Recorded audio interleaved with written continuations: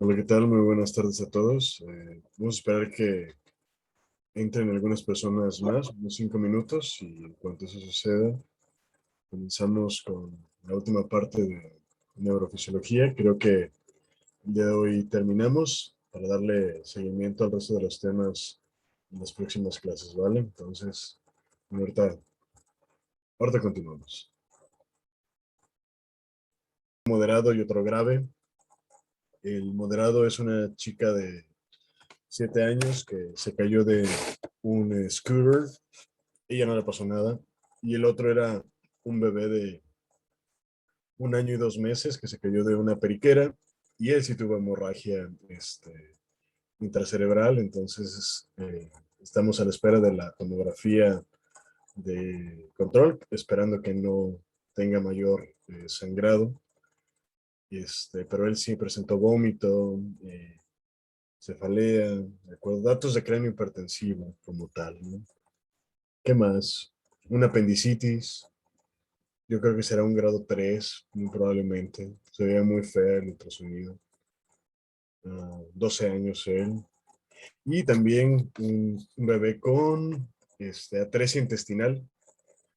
Es más común de lo que parece y ese lo enviamos al centro médico para que los cirujanos pediatras le hicieran la resección intestinal de esa atresia que tenía y le hicieran la anastomosis para que sí o sí pudiera tener un buen tránsito, porque había estado teniendo vómitos, no estaba tolerando vía oral. Entonces, lo interesante de esto es que habían hecho un diagnóstico, entre comillas, intraútero.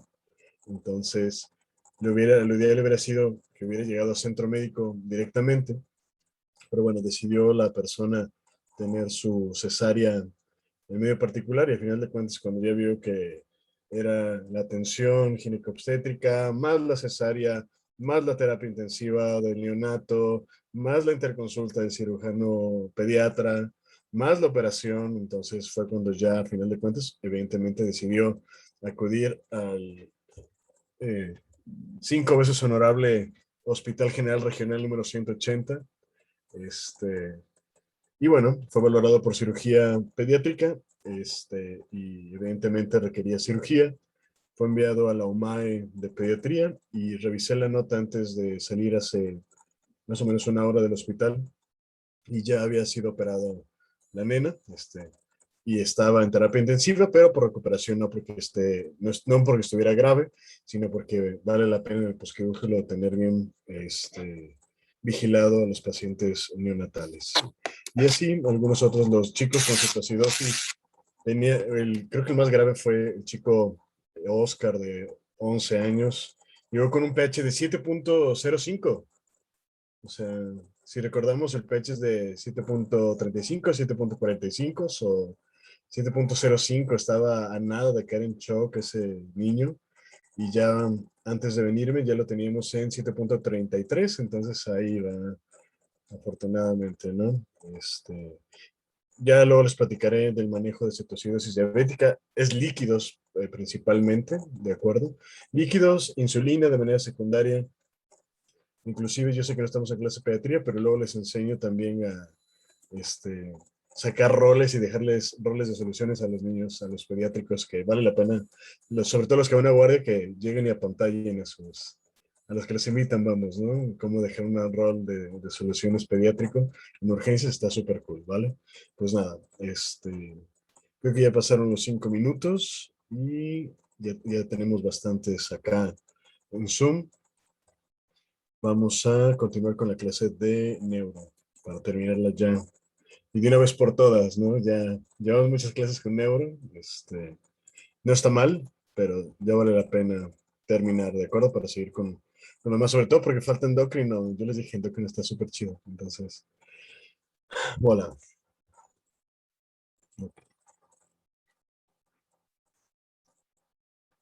¿Pueden ver la presentación? Sí, profe. Sí, Sí, doctor. Gracias, muy amables. Bueno, entonces estábamos hablando de los neurotransmisores, ¿cierto? El siguiente en el orden, ALBAT, es la noradrenalina, ¿de acuerdo? Para que se pueda lograr su síntesis requiere sí o sí de la degradación, perdón, de otra molécula denominada tirosina. Esto en dos lugares anatómicos. Uno directamente en el locus ceruleus,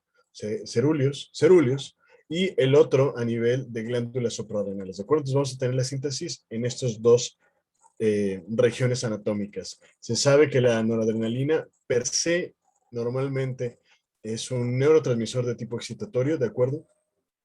Y que va a tener un montón de receptores, ¿de acuerdo?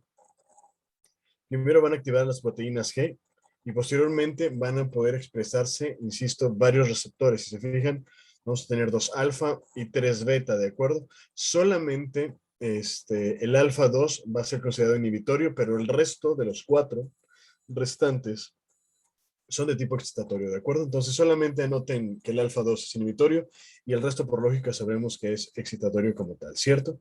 Una vez que se utiliza y habíamos visto que algunos de los neurotransmisores pueden ser degradados, otros pueden ser reabsorbidos como tal, ¿cierto?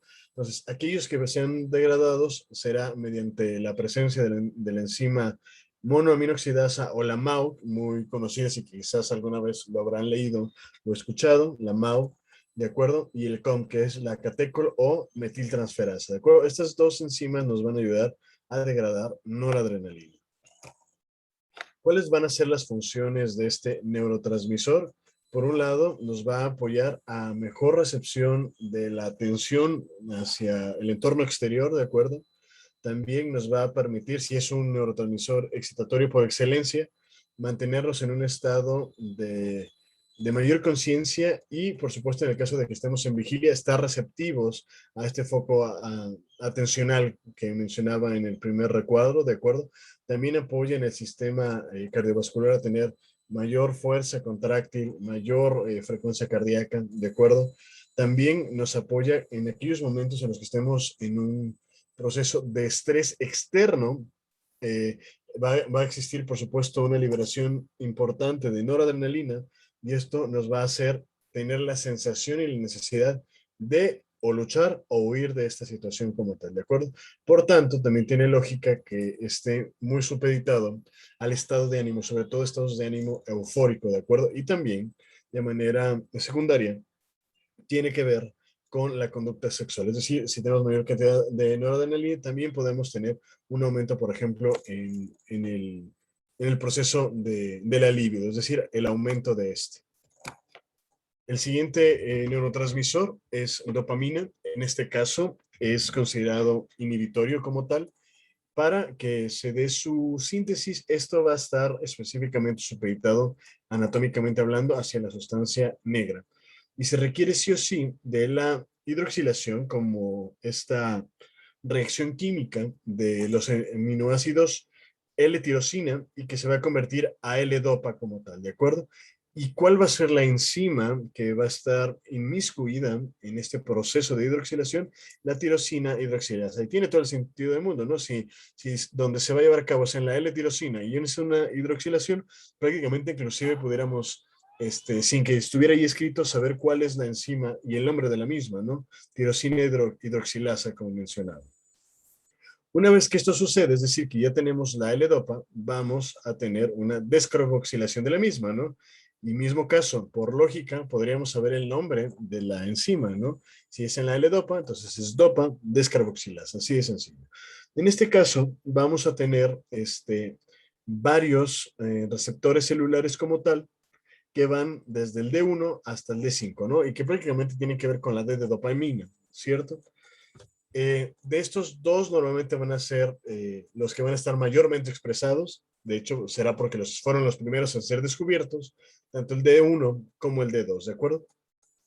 Y en este caso, aquí uno puede ver entre paréntesis que dice activador e inhibidor, pero en este caso habla de activar o inhibir la actividad y el potencial de la dopamina per se, ¿de acuerdo? Si la dopamina va y se pega al D1, entonces va a activar los efectos de la dopamina.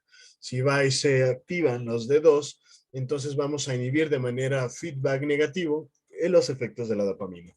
Y el resto de los D3, D4 y D5 también pueden ser considerados de tipo inhibitorio. Ahora bien, de igual forma tenemos inmersa dentro de la degradación de la dopamina a la MAO y a la COM, que ya hablamos en las diapositivas anteriores. Con respecto a las funciones de este nuevo neurotransmisor de dopamina, nos apoya, por supuesto, a que podamos tener el movimiento físico general, ¿de acuerdo? Que tengamos mayor proceso cognitivo, es decir, que podamos inclusive estar orientados en las tres esferas, ¿de acuerdo? Tiempo, espacio, persona, ¿de acuerdo? También nos ayuda de manera secundaria a la producción de prolactina cuando estamos en un proceso de gestación o posteriormente cuando tenemos el puerperio, ya sea fisiológico en este caso y normalmente, para la producción de prolactina y como vimos en algunas de las diapositivas de las primeras clases, por supuesto, la formación de leche y que se acumule dentro de los conductos galactófaros de las mamas para que podamos tener el proceso de lactancia, ¿cierto? También se sabe que si tenemos un adecuado nivel de dopamina, también tendremos un adecuado, hablando esto de la parte psiquiátrica afectiva, también un buen proceso de socialización con el resto de las personas, ¿de acuerdo? También tiene que ver mucho con el proceso de recompensa. ¿Qué es esto? Cuando a final de cuentas nosotros hacemos algo bien, imaginemos que eh, en una o dos clases pasadas, yo les decía a ustedes que los felicitaba porque su examen habían sacado 100 y que todo súper bien y que vamos triunfando como siempre, ¿de acuerdo? Y eso, esas palabras per se, nos guste o no, hicieron una liberación de dopamina. ¿Por qué? Porque al final de cuentas tuvieron una recompensa positiva a mis palabras y esto a su vez derivado de sus acciones, derivado de su examen número 1 de fisiología, ¿de acuerdo? Y finalmente, pues si eso sucede y tenemos una recompensa positiva, que normalmente es hacia lo positivo, también podemos tener, si tenemos aumento de la dopamina, aumento en el deseo y también aumento en el placer como tal. Por otro lado, también tenemos tanto la GABA como glutamato, en este caso considerado el neurotransmisor inhibitorio más abundante en cuanto a cantidad, por supuesto, y en este caso se requiere para la formación de glutamato ciertos componentes o ciertas moléculas que tienen que estar presentes sí o sí para que pueda formarse de buena manera en cuanto a estructura y también en cantidad, ¿de acuerdo? Entonces requerimos que exista el ácido glutámico, descarboxilasa, más el piridoxal-fosfato, y como cofactor la presencia de vitamina B6, ¿de acuerdo? Por eso es tan importante a veces tener las mediciones séricas, entre comillas, de la vitamina B6, porque si esta falla o esta está depletada en cantidades y demás, requerimos su suplementación.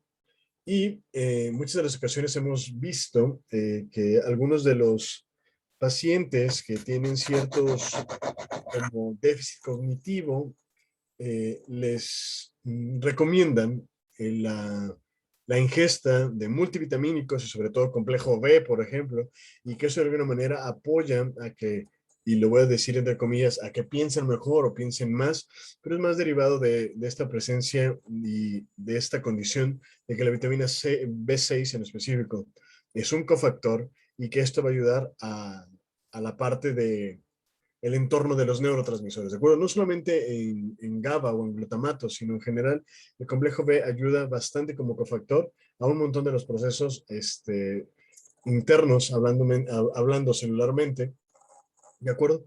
Pero, bueno, al final de cuentas, si alguno de ustedes está suplementado con vitamina B6, quizás habrá sentido esa gran diferencia antes de estar sin la suplementación y a posteriori de la misma como tal. Pero bueno, se sabe que con respecto a este neurotransmisor también existen un montón de receptores.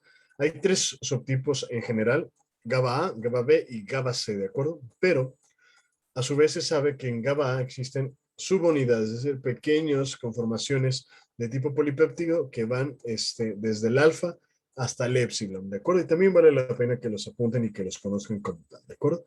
Y ya con respecto a la degradación de GABA, se requiere la presencia de la enzima GABA transaminasa, ¿de acuerdo? Y en este caso, lo que va a hacer es quitar una amina, el grupo amino, ¿de acuerdo? Si eso sucede, entonces de tener a GABA, tendremos solamente glutamato nuevamente.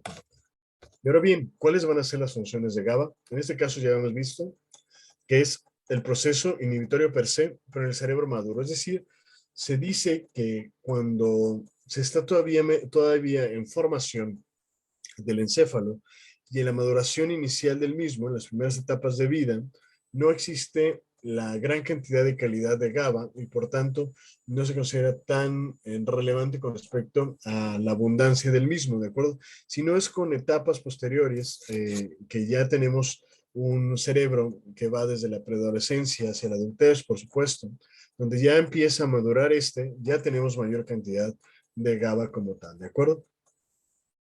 Y es importantísimo saber que, a final de cuentas, puede tener un montón de implicaciones como tal.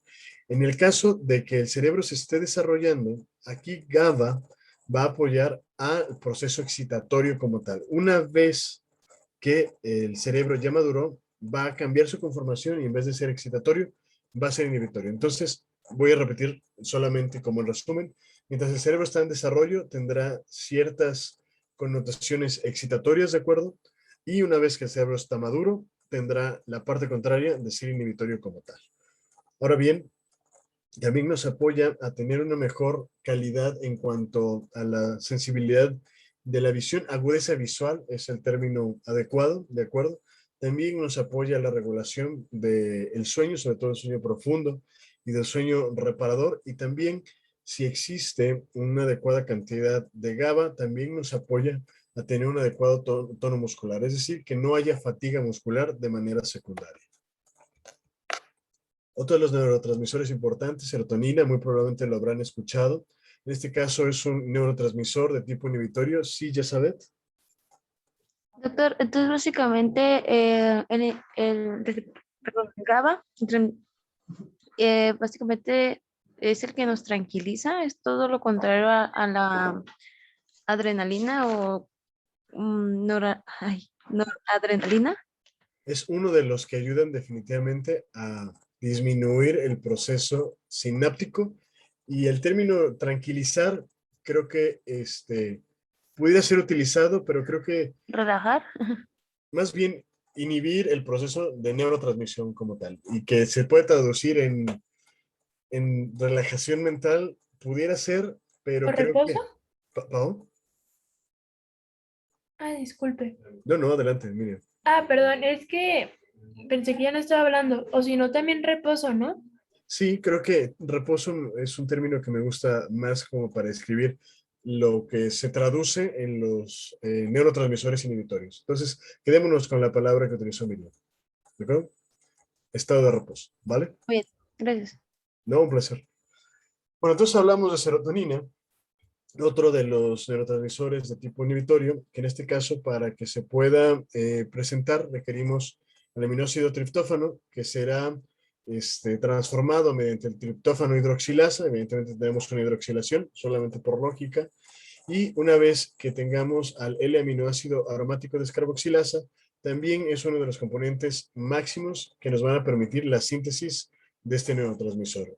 Si se fijan, a pesar de que puede tener características mayormente inhibitorios, también dependiendo de dónde se localice, va a tener, por supuesto, connotaciones inhibitorias y también excitatorias como tal.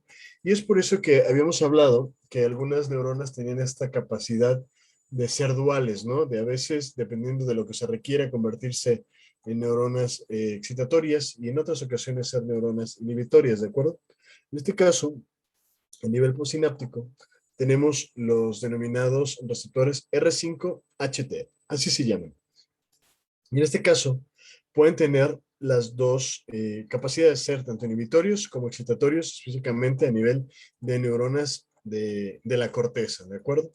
Si hablamos de los HTR1A y HTR5A, esos dos en específico, no es que vayan del 1A al 5A, solamente esos dos, el 1A y el 5A, tienen características inhibitorias, que es donde normalmente junto a los R5-HT van a tener esa capacidad inhibitoria importante de la serotonina, ¿de acuerdo?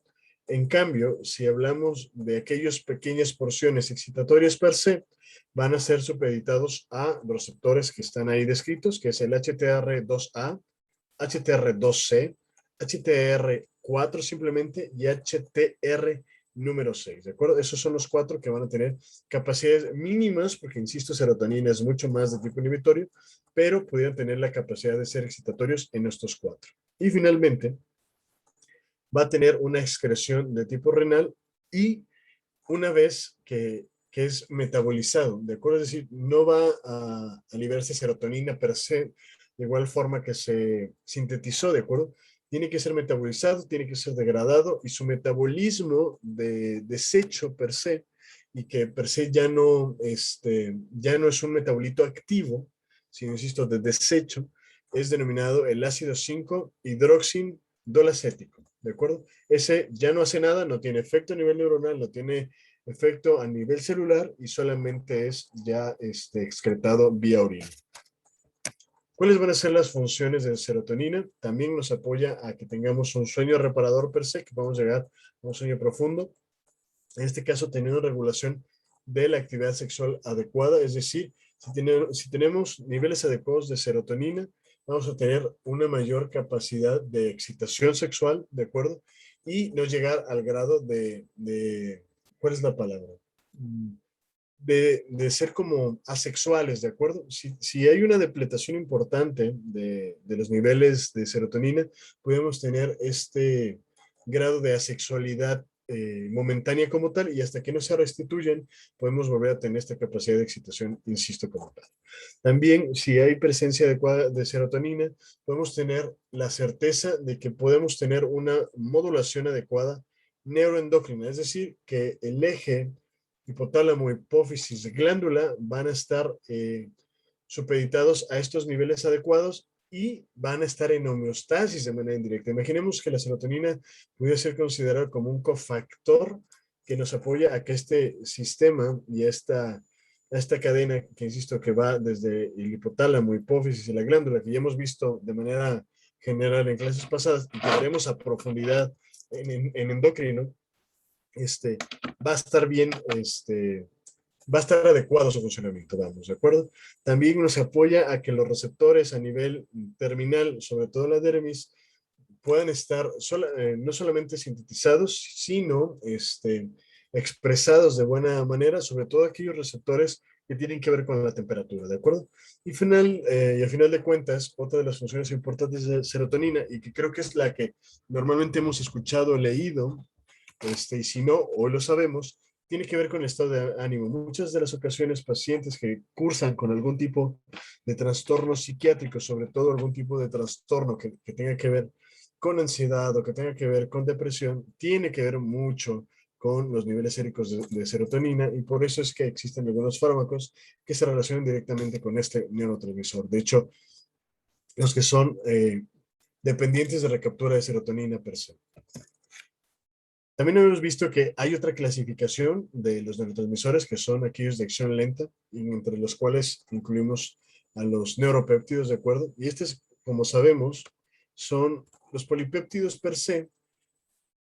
Depende del tamaño de estos, podrían ser considerados como pequeñas proteínas, ¿de acuerdo? Porque recordaremos, si levantaron 2 personas la mano, no sé quiénes son. Ah, yo levanté la mano. Es que estábamos hablando de la serotonina Ajá, y quería preguntarle si tiene que ver, bueno, es que por ejemplo yo había leído que la serotonina también se encuentra en el intestino, ¿no? ajá, Y el otro día estaba también checando algo sobre el eje cerebro-intestino, ajá. que tiene como relación por lo mismo de los neurotransmisores. Quería preguntar cómo funciona eso. Al O final, bueno, si gusta también al final de la clase me puede comentar para no no, interrumpir. no, sin problema. Estamos en el tema, podemos hacerlo. A nivel cerebral siempre va a haber ejes, ¿no? Y siempre va a haber liberación de neurotransmisores, ¿cierto? Pero estos deben de actuar a manera distal, ¿cierto? Ya sea liberando hormonas o actuando directamente en los receptores celulares como tal, ¿cierto? No es descabellado, mejor dicho, que por ejemplo cuando estamos estresados o cuando estamos deprimidos, tenemos ciertas modificaciones a nivel gastrointestinal, ¿cierto? Inclusive o tenemos dolores de panza, o tenemos colitis, o tenemos aumento de la motilidad intestinal, o tenemos anorexia o tenemos gastritis, porque a final de cuentas los neurotransmisores lo que van a hacer es estimular de manera distal y de manera terciaria las glándulas o los órganos per se. Y si hablamos, por ejemplo, de los ejemplos que dije, de la gastritis, por ejemplo, evidentemente estos neurotransmisores de manera secundaria o terciaria, lo que van a hacer en el estómago es que haya mayor liberación de ácido clorhídrico, de gastrina, de histamina, de pepsina, y eso va a causar elevación, y eso va a causar dolor, y eso va a causar inflamación per se, ¿no?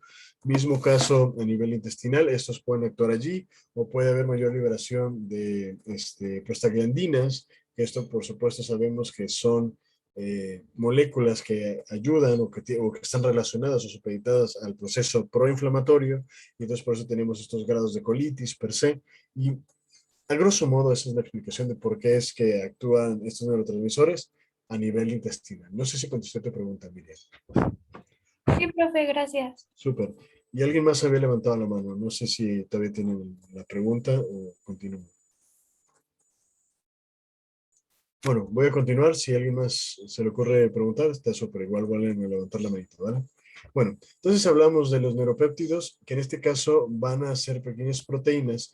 Hablamos nuevamente de la parte estructural de todo esto, ¿no? Aminoácidos, péptidos, polipéptidos y proteínas, ¿no? Entonces los polipéptidos pueden ser considerados pequeñas proteínas per se. Esto evidentemente a nivel del sistema nervioso central, que es donde estamos actualmente hablando de neurofisiología, y que van a tener sus receptores específicos, estos denominados de manera textual receptores acoplados a la proteína G, ¿de acuerdo? Eso ni siquiera creo que tiene algún tipo de siglas, simplemente son así denominados receptores acoplados a la proteína G.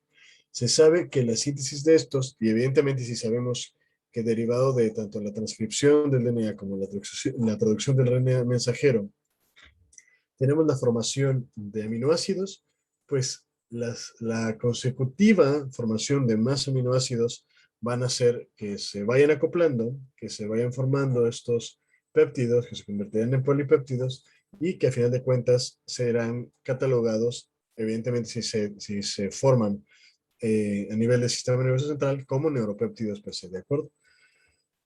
Se sabe que estos fungen como cofactores, o inclusive pudieran ser como una especie de comodín, ¿de acuerdo?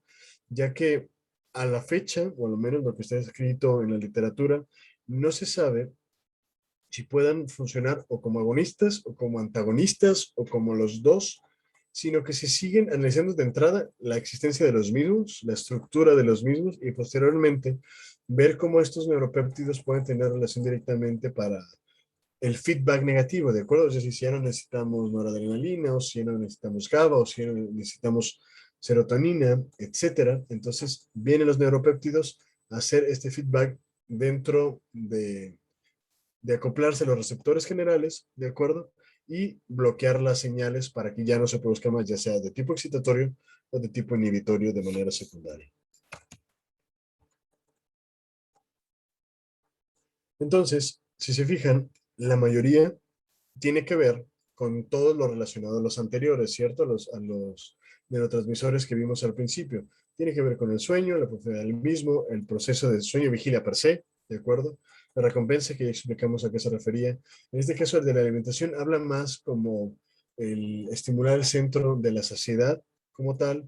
Evidentemente, tiene que ver también con los receptores a nivel de la dermis, que vimos no solamente de temperatura, sino también de dolor, aumentar el proceso de la cognición, eso también ya lo hemos explicado, el estrés que nos llevará a un proceso de huida como tal o de lucha, lo habíamos visto, y finalmente, por supuesto, que tiene que ver con las emociones, ¿no? Si hay una desregulación del resto de los neurotransmisores, por supuesto que tendrá que ver si existe un proceso de euforia o si existe un proceso de depresión, de ansiedad, etcétera, y si los neuropéptidos actúan como estos cofactores o elementos que apoyan al feedback o a esta regulación como tal, pues también tienen que ver de manera secundaria con las emociones.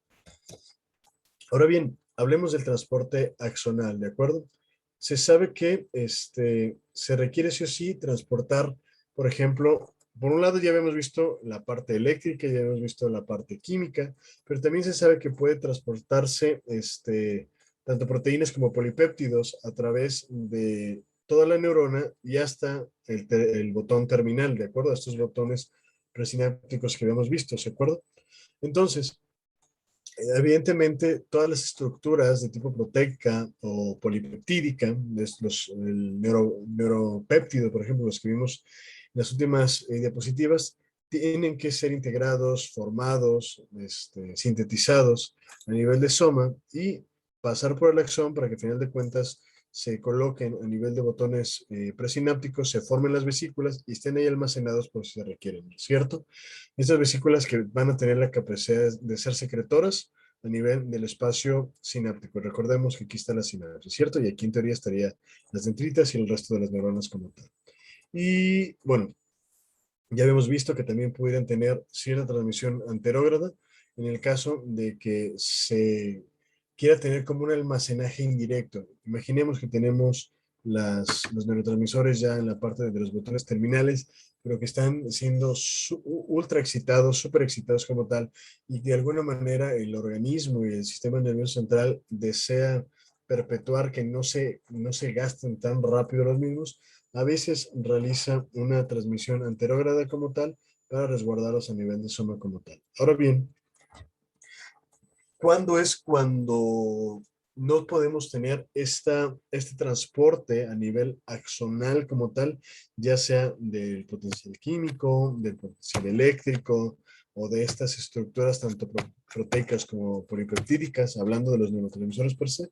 Se sabe que existe algo que se denomina degeneración valeriana como tal, y en este caso, ¿a qué se refiere esta degeneración? Bueno, el axón va a ser mucho más corto, normalmente inclusive puede llegar hasta la mitad per se, y si evidentemente se acortan más los axones, también vamos a tener una degeneración distal, es decir, de los botones presinápticos. ¿Por qué? Porque ya no vamos a necesitar tanta cantidad y evidentemente no requerimos. Por ejemplo, en este ejemplo, o en más bien en esta imagen, que es muy burda, tenemos 1, 2, 3, 4, 5 botones terminales a nivel presináptico. Si el axón es mucho más pequeño, en teoría la neurona piensa que no se requiere tanta cantidad y, por ejemplo, tendremos la degradación y la degeneración de 1, 2 y solamente se quedará con 3 botones terminales, por ejemplo, ¿no?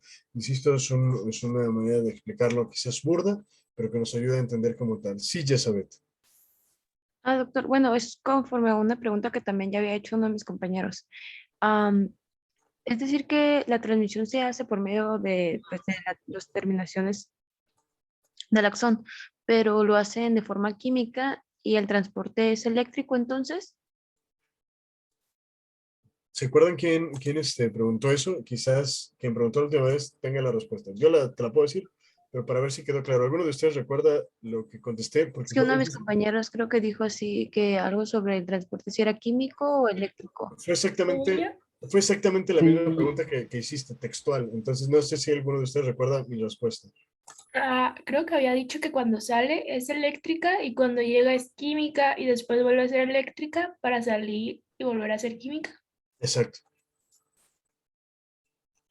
Entonces, imaginemos nuevamente, ¿no? Tenemos los neurotransmisores como tal. Aquí estaría los botones terminales. Esta parte está acá, ¿cierto? Hasta ahí estamos claros, ¿no? Nuevamente está la sinapsis. Aquí se liberan los Sí. neurotransmisores, que en ese caso es químico, ¿estamos de acuerdo?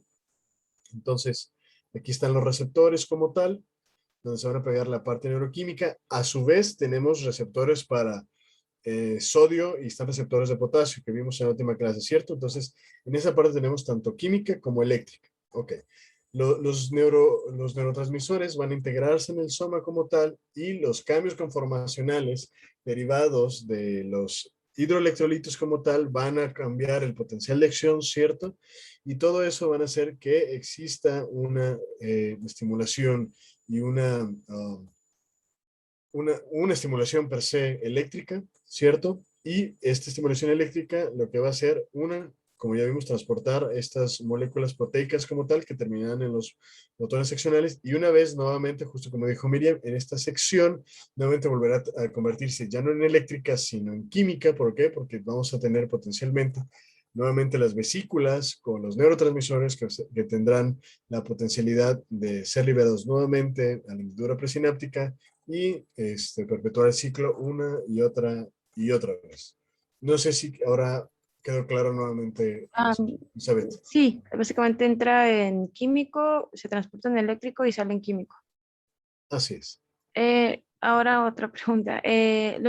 ¿Los neurotransmisores que se transportan siempre son los mismos, los que acabamos de ver, o simplemente son los más populares o abundantes, por decirlo así? Esos son los más abundantes. Recordaremos, les mostré que eran como 8 y creo que vimos 6, si no mal recuerdo. Entonces, el resto no significa que no sean importantes, como la glicina, creo que me faltó ahí, pero con que sepan los más importantes creo que es fundamental, ¿no? El resto, por morbo científico, pudieran buscarlos si gustan. No sé si respondí tu pregunta.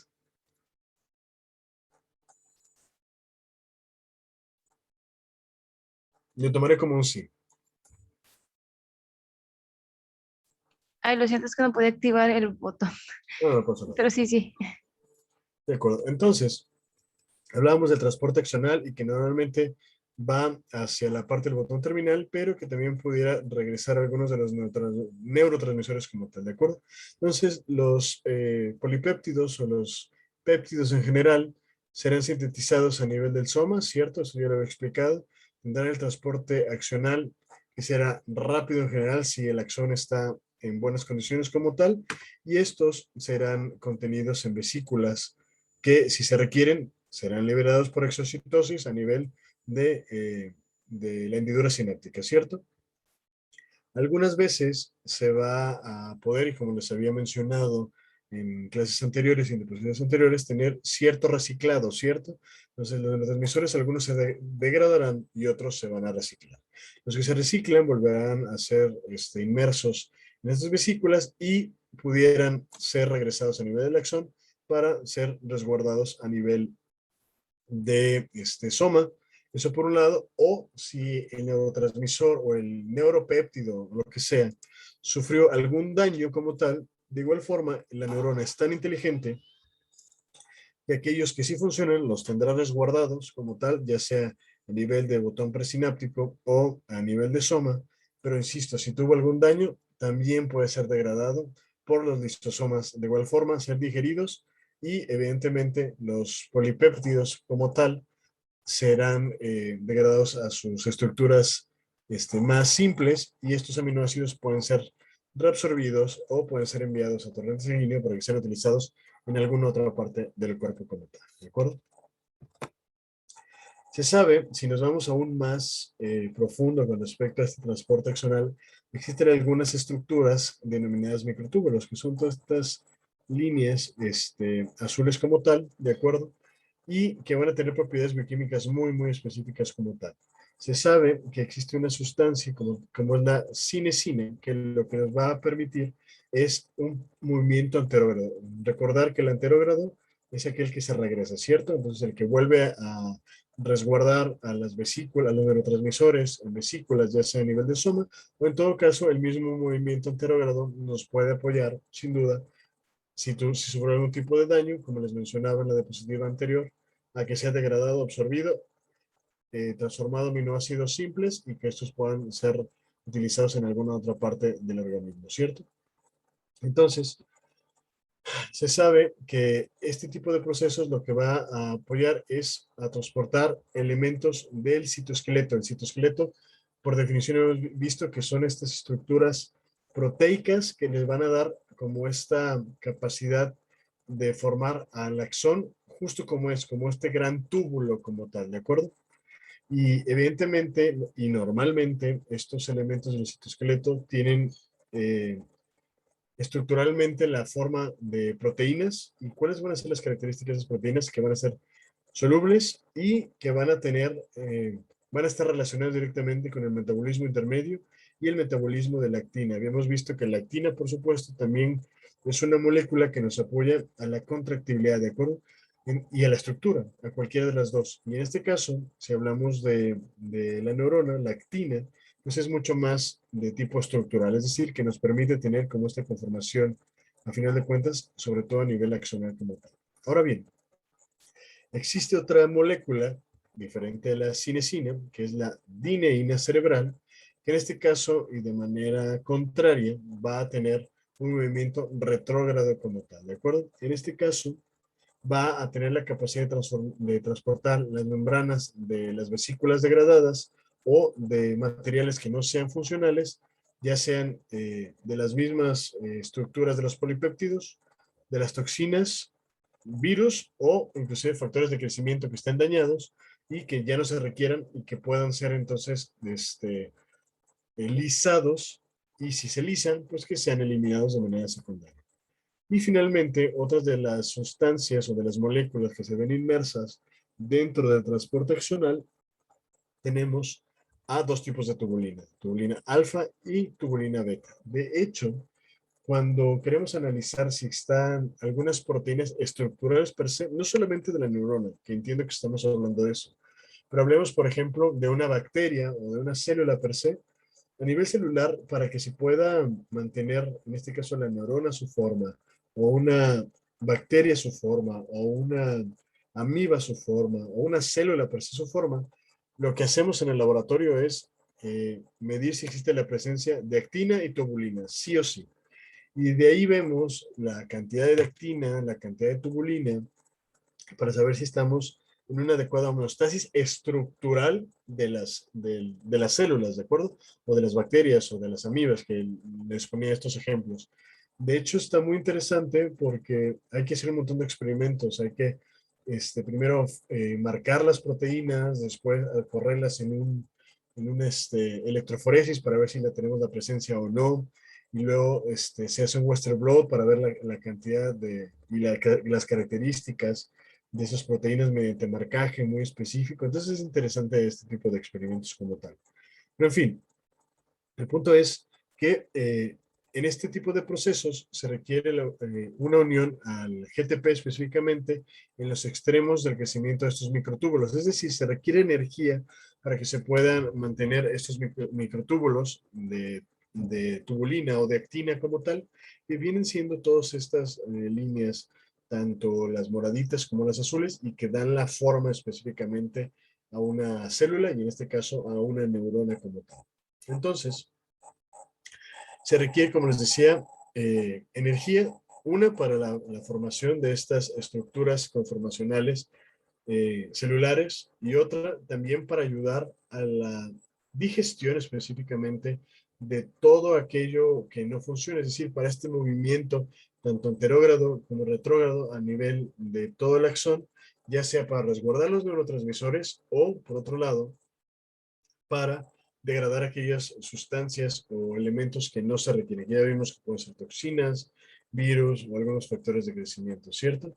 Y ahora bien, si esto sigue sucediendo, es decir, si hay un exceso de degradación como tal, lo que vamos a tener es un concepto que se denomina como inestabilidad dinámica, ¿de acuerdo? Porque va a haber una inestabilidad no solamente, insisto, a nivel estructural, sino también a nivel de este transporte, ¿de acuerdo? Ya sea que sea por enviar los neurotransmisores o los neuropéptidos a los motores terminales, así como aquellas sustancias que se vayan a regresar al soma para ser almacenadas o para ser degradadas como tal. Existen algunas proteínas asociadas específicamente a estos microtúbulos que van a apoyar a la estabilidad de los mismos. Una cosa es que se formen, ¿no? Y que tengamos la actina o la tubulina que ya vimos, ¿no? En sus variantes como tal. Y otras es que existen otras proteínas anexas o adyuvantes, perdón, que van a apoyar a que estos microtúbulos tengan una estabilidad extra.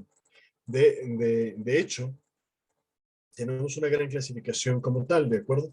Tenemos a los MAP1, a los MAP2, a los MAP3 y a los MAP4. No hay más. Hasta el momento no están descritos en la literatura que haya más MAPs a final de cuentas, ¿no? Si se fijan, el MAP1 a su vez se puede subdividir en tres, ¿no? A, B y C, y estos apoyan a la producción de dineína cerebral como tal, que ya hemos hablado de esta, inclusive. El MAP2 está supeditado a la zona de las dendritas y al soma, es decir, que el proceso de los microtúbulos que forman la estructura del soma tendrán que ver con el MAP2. Y finalmente, el MAP3 y el MAP4 no solamente van a estar inmersos estructuralmente hablando en la neurona, sino que en el resto de las células de la corporalidad también tenemos la expresión de MAP3 y MAP4 para que se pueda dar esta unión y esta estabilidad, creo que es un mejor término, tanto de actina como de tubulina. E insisto, esto a nivel de cualquier célula, hablemos de miocitos, hablemos de hepatocitos, etcétera, ¿de acuerdo? Y esto no es muy diferente a microorganismos, insisto, como bacterias o amibas, etcétera. Existe una situación muy específica con respecto al transporte axonal y con respecto a la liberación de los neurotransmisores como tal y por supuesto a la recepción posterior de los mismos en las dendritas de la neurona posterior, y a este se le denomina retraso sináptico. Es decir, no es que de forma inmediata en cuanto se liberen los neurotransmisores o si vamos más profundo, no quiere decir que de manera inmediata en cuanto el impulso eléctrico que vendría, cierto, desde acá arriba, por el axón como tal, no quiere decir que de manera inmediata en cuanto llegue a los botones terminales y a las vesículas que están en el botón presináptico, de manera inmediata existe la liberación. Evidentemente requiere que la membrana de las vesículas se adoce a la membrana de los botones terminales, ¿cierto? Y que posteriormente se liberen los neurotransmisores en la hendidura sináptica o sinapsis como tal, y que evidentemente se sinteticen y se expresen a nivel de las dendritas como tal en esta neurona postsináptica los receptores específicos para cada uno de los neurotransmisores y que entonces y solo entonces esos neurotransmisores se fijen en los receptores y solo entonces nuevamente empezamos nuevamente la integración en el soma que se transformará en el impulso eléctrico, etcétera, etcétera, etcétera, ¿no? Eso que ya lo vimos. Ahora bien, es bien interesante porque uno pensaría que a veces un proceso sináptico solamente se da de neurona a neurona y que hay que esperar a que esto suceda insisto, como en cadenita, ¿no? Y la realidad es que no es así, de manera simultánea, y hemos hablado que esta masa encefálica es como si fuera una red per se puede tener esta estimulación, esta transmisión de la sinapsis excitatoria sobre todo, de manera simultánea en varios puntos, ¿de acuerdo? Ahora bien, esto va a tener un retraso de 0,5 milisegundos para que se pueda dar todo el proceso que ya expliqué, desde que el impulso eléctrico da hasta acá, hasta que tiene una integración per se a nivel del soma de la siguiente neurona como tal, ¿de acuerdo? Si fijan, no es tanto, pero permite que se tenga una adecuada integración celular. ¿A qué me refiero con ello? Recordaremos que requiere tener un cambio conformacional en cuanto a los receptores de neurotransmisores en las dendritas. Se requiere que haya apertura de los canales de los iones, ¿cierto? Se requiere, por supuesto, que esto que estos cambios hidroeléctricos pasen el umbral. Si pasa el umbral, entonces tendremos, sin duda, un potencial de acción, habrá despolarización, luego repolarización, etcétera, y todas las fases del potencial de acción que ustedes ya conocen. Por eso es que tiene este retraso, porque si no lo tuviéramos, evidentemente, muy probablemente tuviéramos una sobreexcitación y tendríamos una descarga múltiple en todo el cerebro y evidentemente conllevaría a un proceso de estatus epiléptico, lo cual no es nada deseado, ¿no? Y muy probablemente en aquellos pacientes que tengan un estatus epiléptico per se, lo que está sucediendo, si traducimos todo esto y esta última diapositiva, es que está mucho más acortado este retraso sináptico de ser de 0,5 milisegundos a 0,1 milisegundos, y entonces tienen un potencial de excitabilidad y de transporte axonal y de sinapsis per se mucho más lábil, y por tanto es que hay tantas descargas por todos lados, y por eso es que de manera secundaria tenemos estas manifestaciones clínicas de convulsiones tónico-clónicas, porque ya no solamente es a nivel cerebral, sino que se va a traducir en la placa neuromotora, y por eso es que tenemos estos espasmos a nivel muscular distal y de manera general, por supuesto. Otra de las situaciones importantes y que inclusive hemos visto en las primeras diapositivas de neurofisiología es el arco reflejo, ¿cierto? Este es considerado la unidad funcional per se del sistema nervioso que nos apoya a tener estas respuestas de tipo involuntario a diferentes estímulos muy, muy específicos, ¿cierto?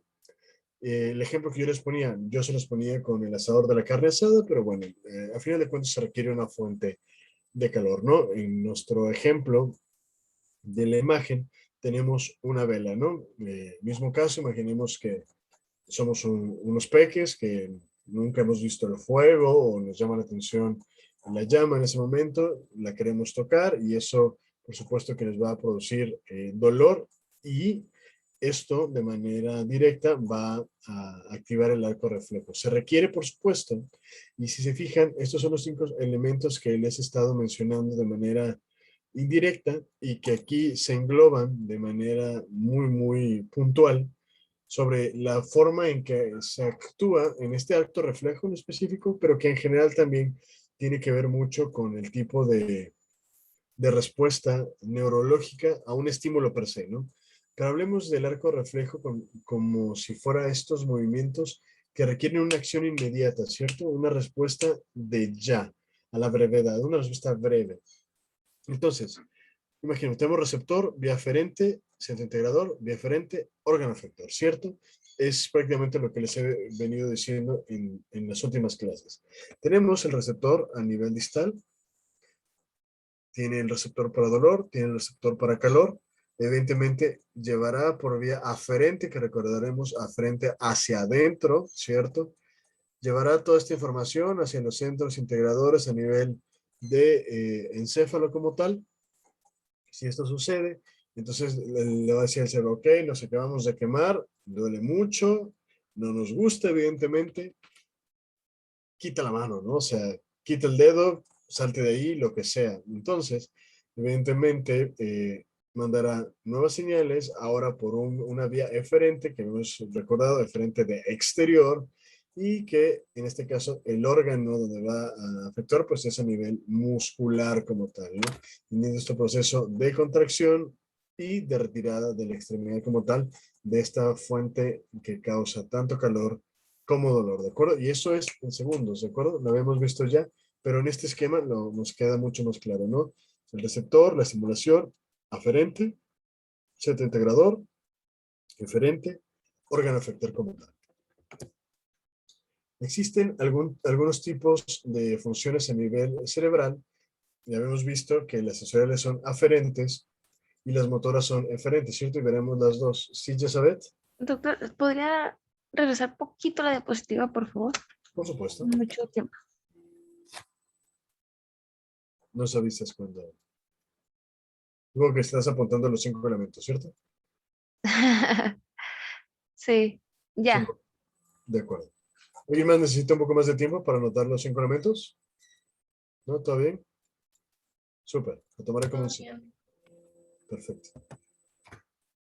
Hola. Entonces, les decía que las funciones en este caso, las sensoriales, son aferentes, ¿no? Porque tenemos los receptores distales que nos van a llevar las señales hacia adentro, ¿de acuerdo? Hacia el encéfalo, hacia estos núcleos integradores, ¿cierto? Ahora bien, yo mencionaba como receptores distales, pero no necesariamente tienen que ser a nivel de dermis. Eso es un ejemplo, ¿cierto?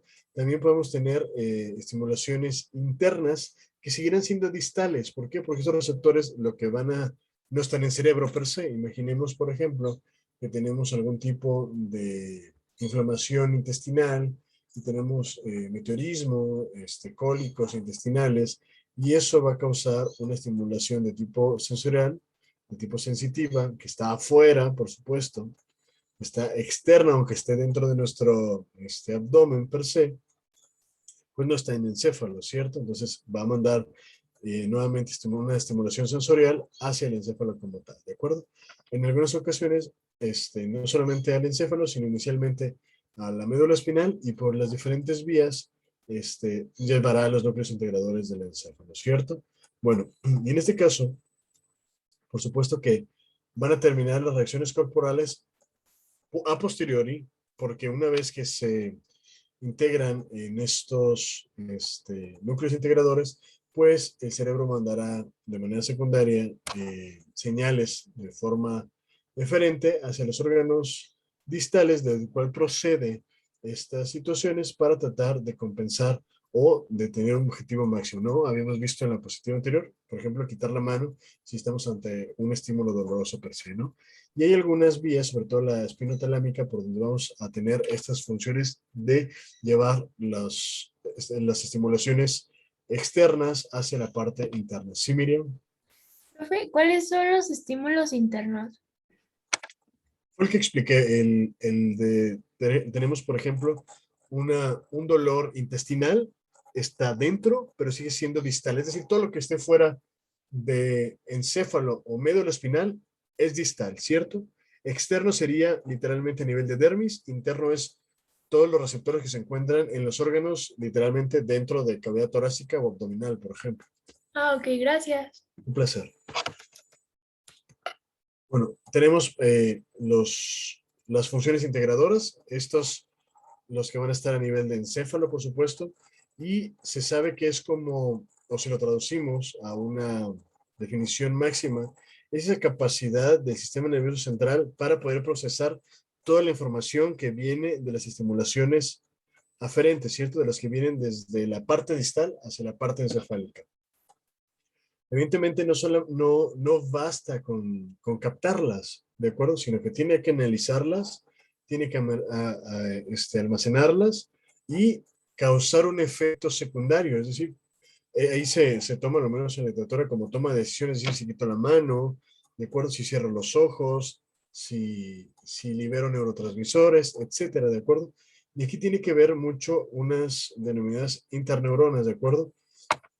Donde los axones de estas van a tener una relación directa y van a estar supeditadas a las neuronas más cercanas que se encuentran en el encéfalo, de manera secundaria también en el médula espinal o de manera terciaria y de manera muy secundaria, terciaria, creo que es un mejor término, también a nivel de los ganglios, ¿de acuerdo? Entonces, solamente con que sepan que existen las denominadas interneuronas que van a apoyar a que los caminos sean mucho más rápidos hacia estos núcleos integradores, ¿de acuerdo?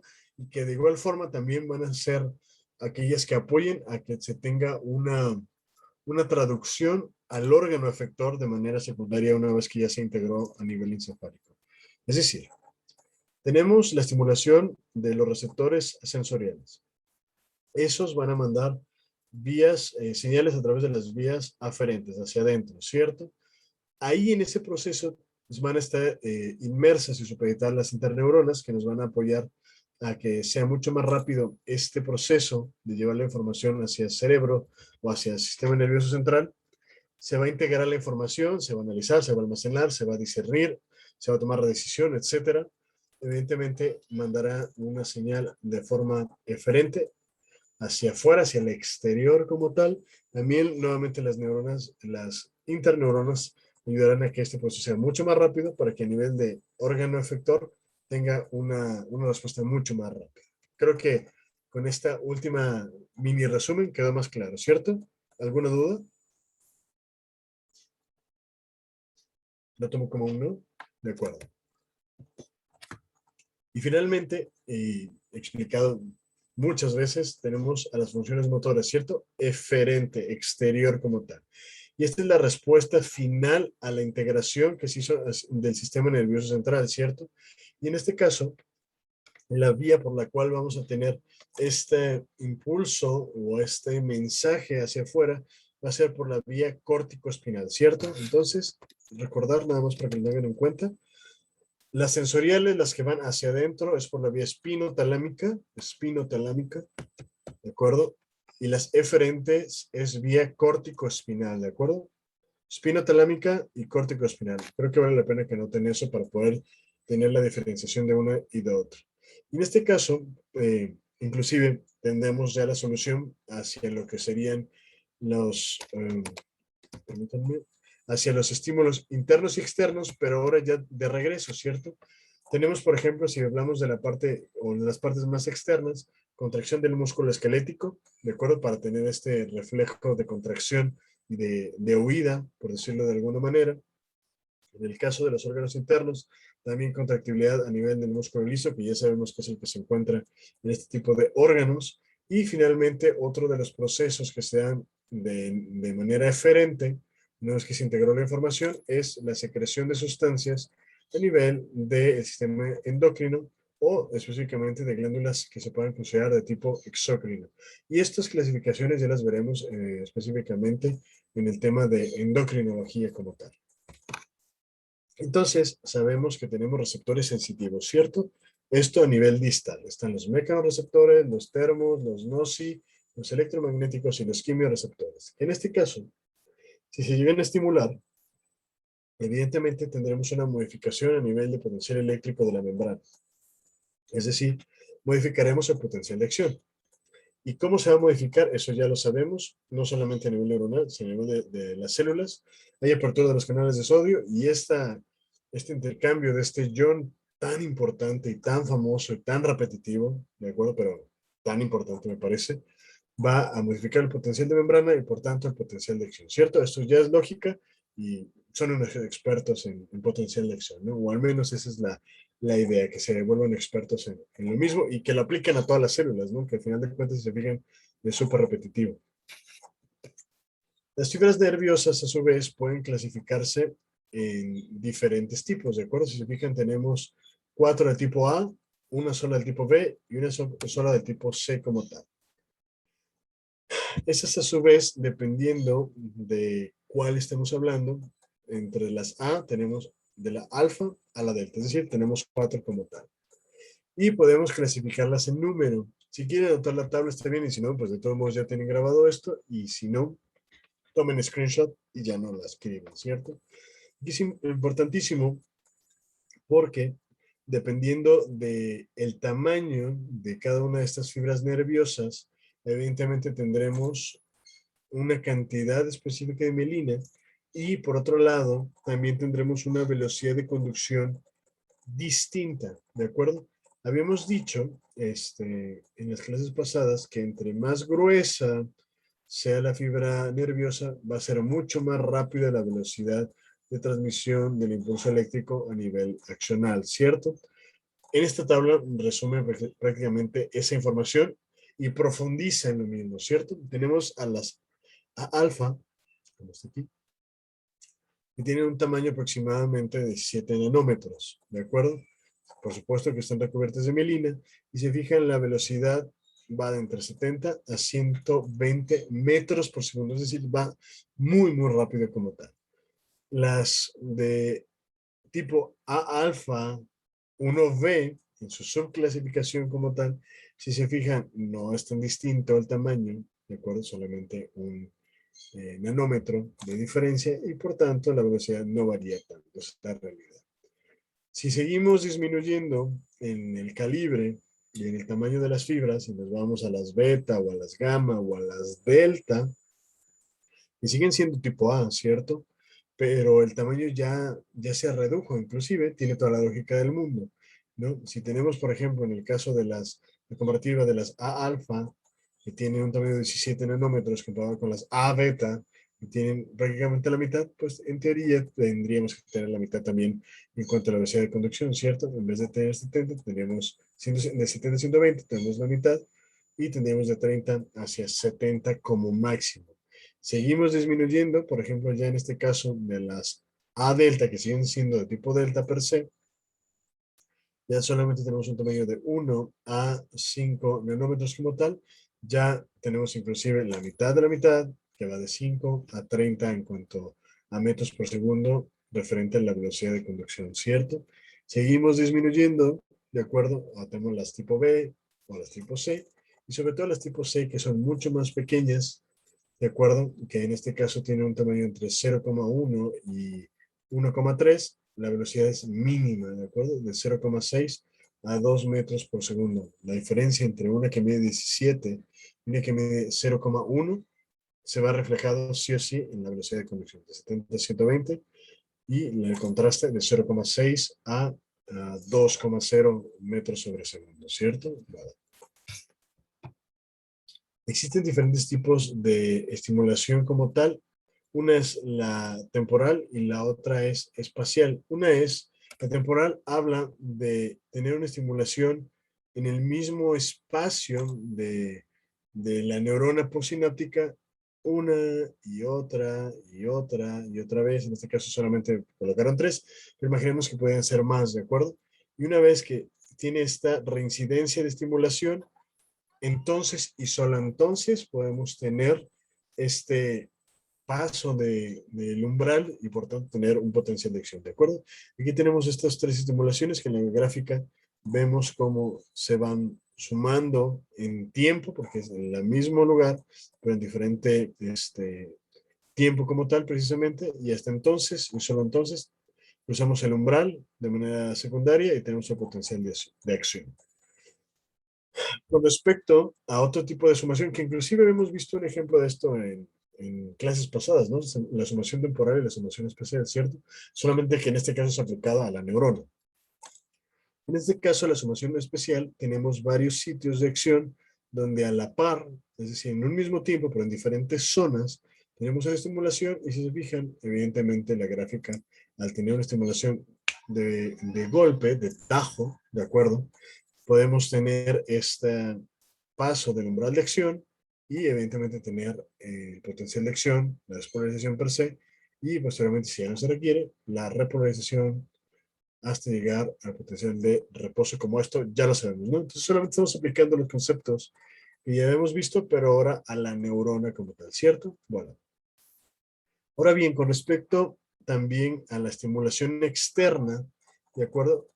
Sobre todo en los receptores de dolor o de calor o los mecánicos, podemos clasificarlos de manera general en estímulos débiles, en estímulos moderados y en estímulos intensos dependiendo de cuán fuerte sea la presión en hablando de los mecánicos, cuán fuerte o baja, más bien alta o baja sea la temperatura exterior con la que estemos, o qué tanto sea el grado de lesión que nos provoque dolor, pero insisto, todo dependerá de cuál es la intensidad de la estimulación como tal, débil, moderada o intensa como tal, y que eso evidentemente traducirá de igual forma en una estimulación hacia la parte aferente, débil, moderada o intensa, ¿no? Y de igual forma y de manera lógica, dependiendo de eso, los núcleos integradores dirán, ah, mira, hay una estimulación débil, moderada o intensa, por tanto mi respuesta de manera eferente también será directamente proporcional, es decir, voy a tener una reacción débil o una reacción moderada o una reacción intensa, ¿no? Y todo derivó de la estimulación prima como tal. Existe, a su vez, algo que se denomina asociación neuronal. Hablamos que tenemos, por ejemplo, estas son las dendritas, ¿cierto? Más bien los botones presinápticos. Las dendritas estarían de este lado.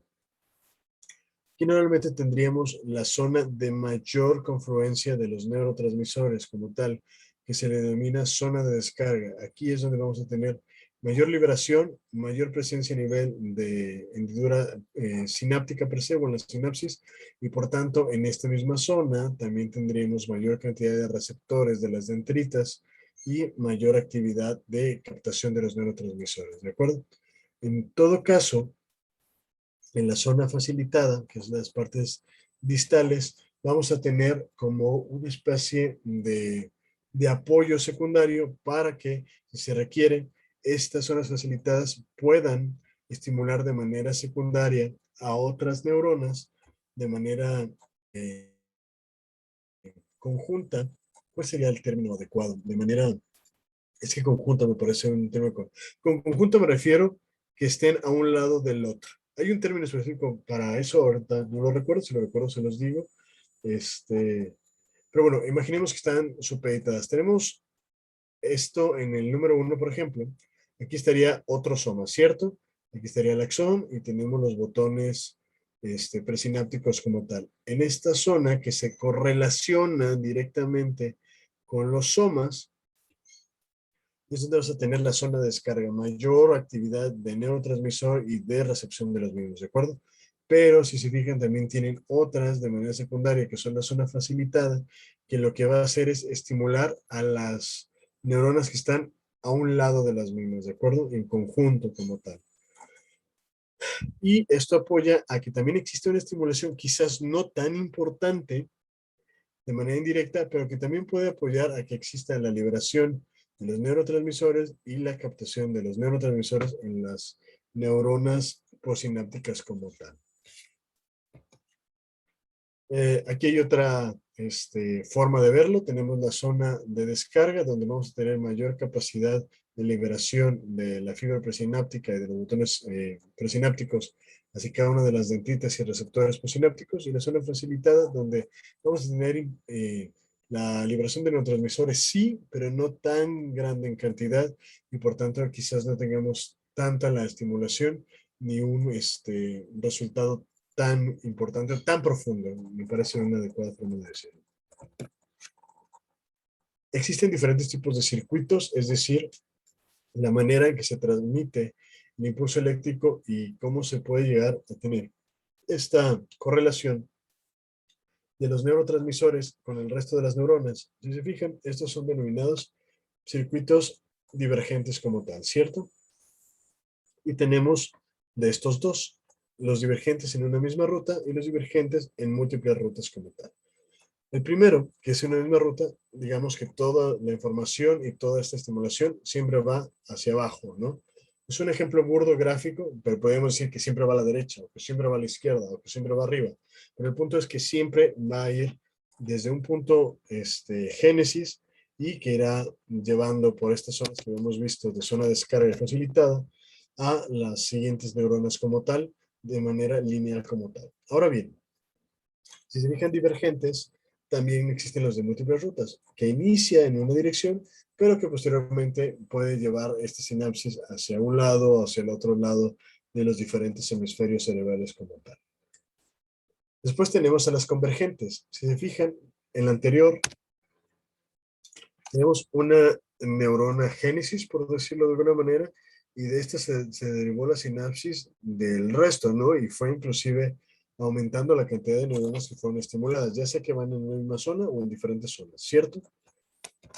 En las convergentes, al contrario, tenemos la estimulación de varias neuronas, varias estimulaciones que van a estimular a una sola neurona como desarrollo final de esta sinapsis como tal. Varias neuronas estimulan una como tal. Y este es circuito convergente, es decir, van todas a un punto como tal. Como si fuera un embudito, ¿no? Imaginemos pues aquí está grande el conito y terminó en el embudo aquí en la parte distal, ¿no?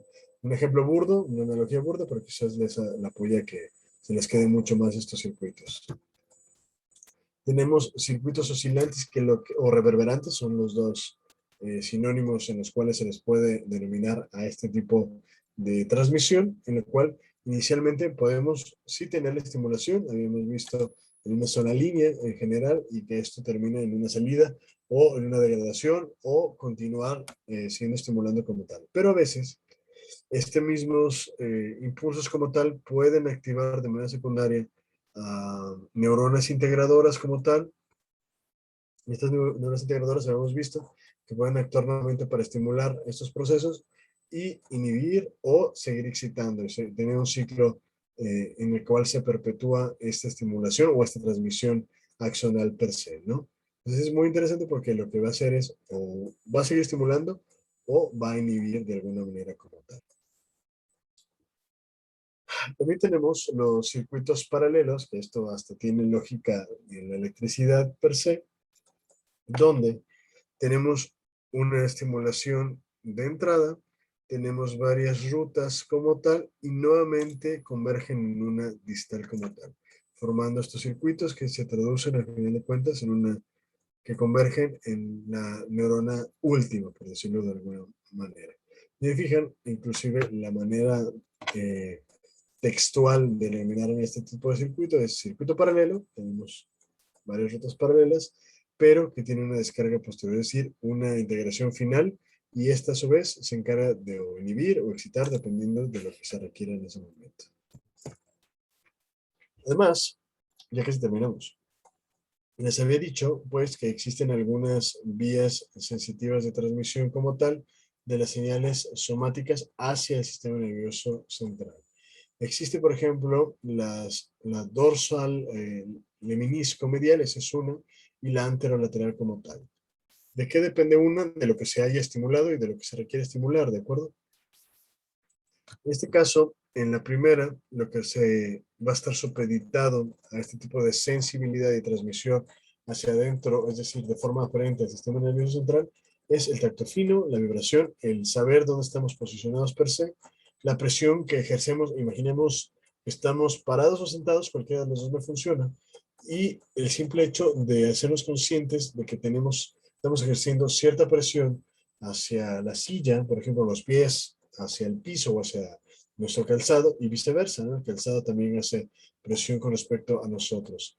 El tono muscular, la tensión muscular, tiene que ver, por supuesto, también con estas transmisiones de hiposensitiva y la estereognosis, que no sé si alguna vez lo habrán practicado o se los habrán enseñado o lo habrán leído, que igual pueden, por ejemplo, pasar algún objeto por la mano, que es de lo más clásico, y pueden discernir qué objeto es solamente por tenerlo ahí a final de cuentas, ¿no? Otras de las capacidades con respecto a estas evaluaciones neurológicas es como la grafología, ¿no? Este, creo que el término es grafognosis, si no mal recuerdo. Que tú puedes escribir una N, escribir entre comillas o simular que escribes algo en alguna parte de tu piel y de manera inmediata tú sabes que lo que está escribiendo es una N, ¿no? Entonces eso también es muy interesante y tiene que ver con estas vías como tal. En este caso, la velocidad de conducción es alta, ¿de acuerdo? Porque normalmente tiene que ver con fibras A alfa y A beta, que ya hemos visto que son de las más voluminosas en tamaño y tiene todo el sentido del mundo que entonces su velocidad sea mucho más rápida. Tiene la capacidad de ser estimulado de forma repetitiva y mandar señales muy, muy rápidas como tal.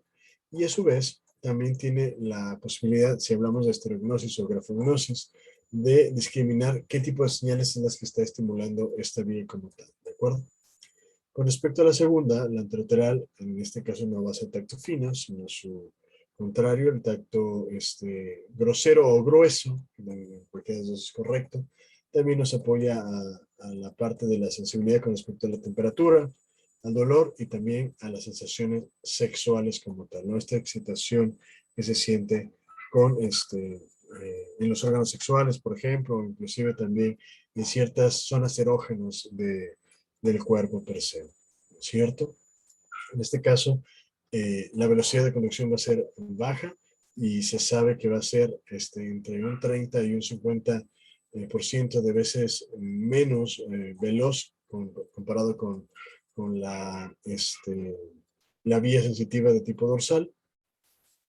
En este caso, se sabe que también va a tener una pobre organización espacial y especialmente con el dolor. Es decir, puedes discernir el dolor, sí, pero muy pocas veces y a veces vas a poder discernir el tipo de dolor, la intensidad de dolor, ¿de acuerdo?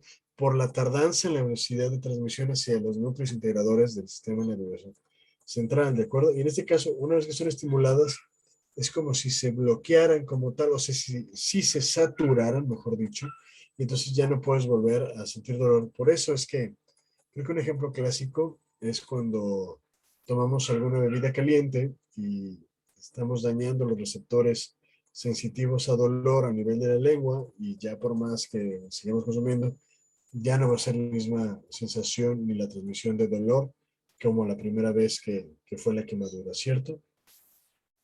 Y también tiene 80% menor de capacidad para detectar gradientes de intensidad. ¿Qué es lo que os decía?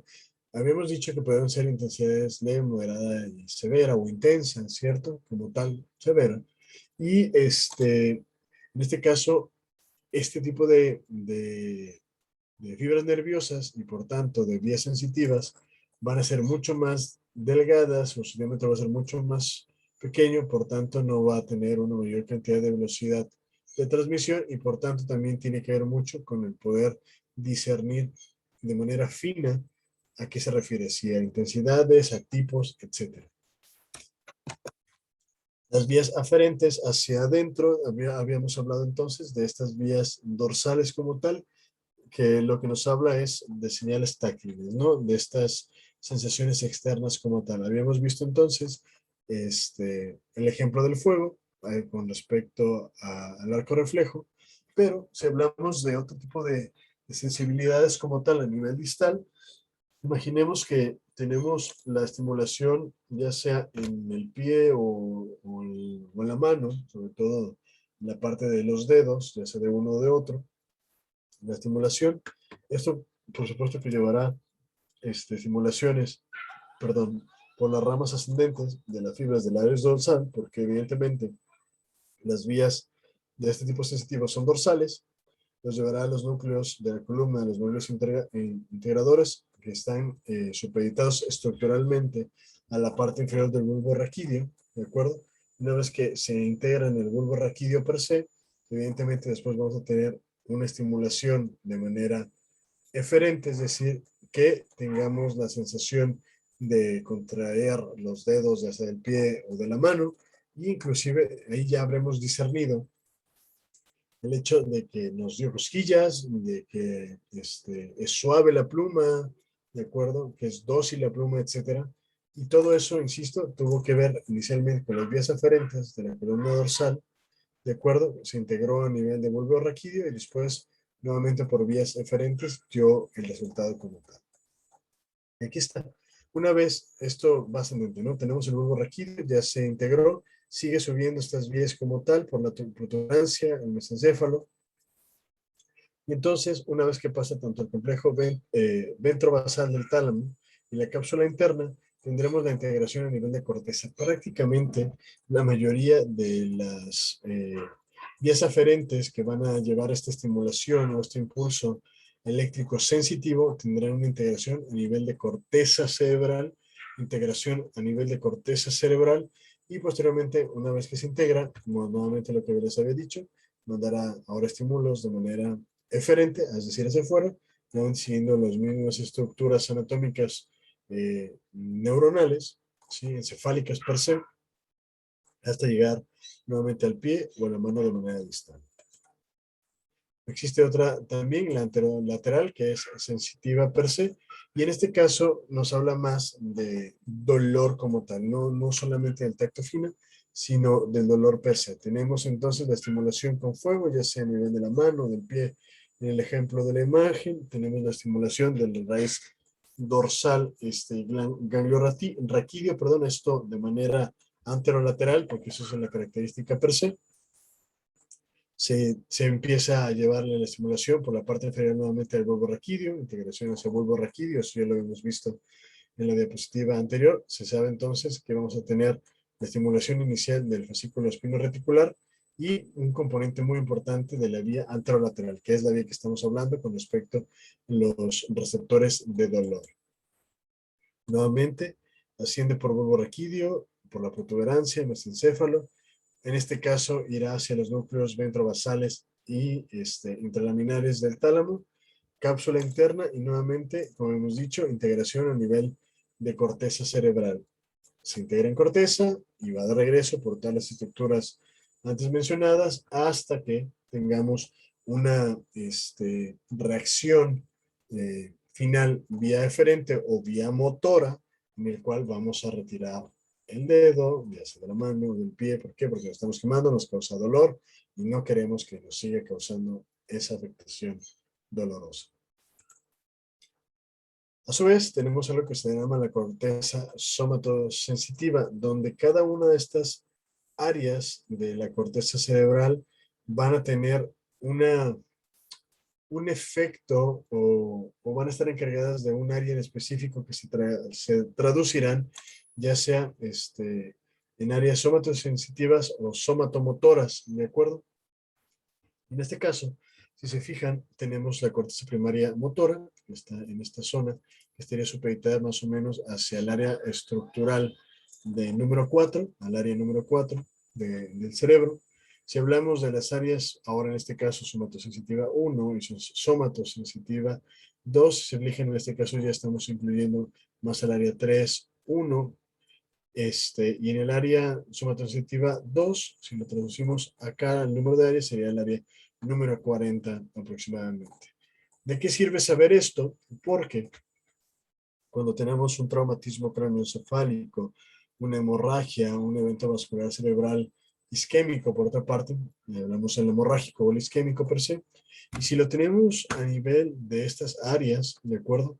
Del área 4, en general, podemos tener una traducción clínica a nivel motor. Pero si lo tenemos a nivel de las áreas somatosensitivas como tal, y dependiendo a su vez de a qué nivel de esta área somatosensitiva se encuentra la afectación, será en dónde se va a traducir este déficit sensorial, mejor dicho, me disculpa. Por ejemplo, si es mucho más hacia la parte parietal, podemos tener afectación sensorial o sensitiva en músculo, tórax y cuello, y seguimos bajando, que puede llevarnos a la parte temporal per se, y se fijan, va disminuyendo con respecto a la extremidad, llegando hasta inclusive hasta la mano o los dedos de la mano, y si seguimos bajando, inclusive ya no en las extremidades superiores, sino a través, supeditado anatómicamente a la lengua.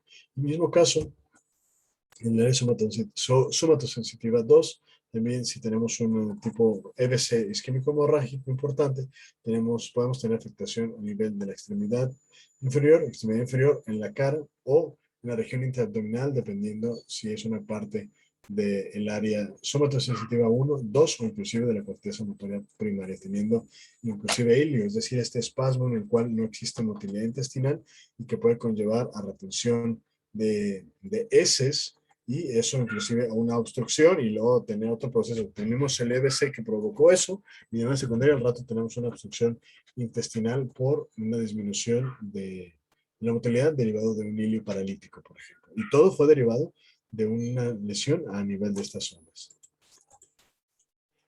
También hemos hablado habrán escuchado, hemos hablado del homúnculo, o habrán leído, ¿de acuerdo? Y el homúnculo nos habla de esta forma humanoide, por decirlo de alguna manera, o al menos así está descrita en la literatura, donde dependiendo de dónde exista nuevamente una lesión cerebral como tal, es donde tendremos mayor afectación en alguna parte de la corporalidad, ¿cierto?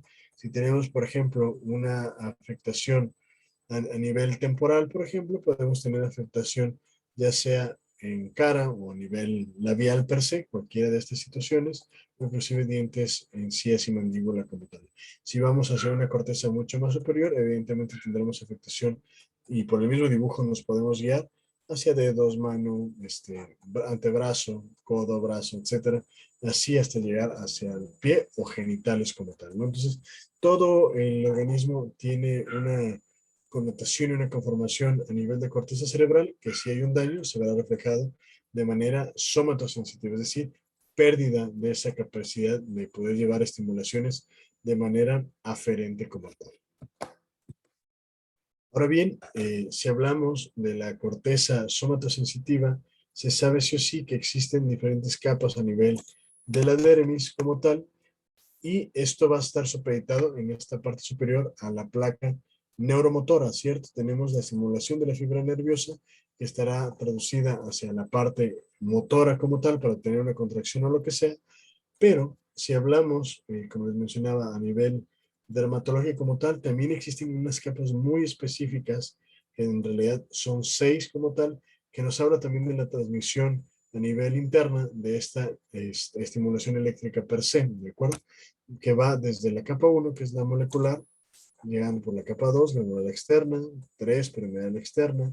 Tenemos otro tipo de granulares, tenemos la externa, granular, también tenemos a la granular interna, mismo caso, si tenemos a la piramidal externa, la quinta será la piramidal interna, y finalmente en la número 6 será la multiforme como tal.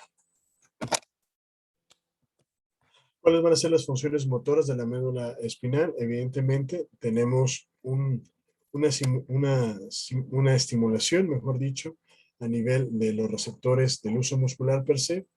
Tenemos una señal, ya lo sabemos, de forma aferente hacia adentro como tal, núcleos integradores como tal. Este núcleo integrador dará una estimulación hacia el núcleo integrador externo que dará una traducción hacia la vía eferente, es decir, hacia el exterior, y esto ya no tendrá una injerencia en la parte sensitiva, que esta fue la primera etapa de estas funciones motoras, sino que al final de cuentas será un nervio motor el que estimule la placa neuromotora a este nivel y tengamos una contracción muscular, se requiera por lo que se requiera.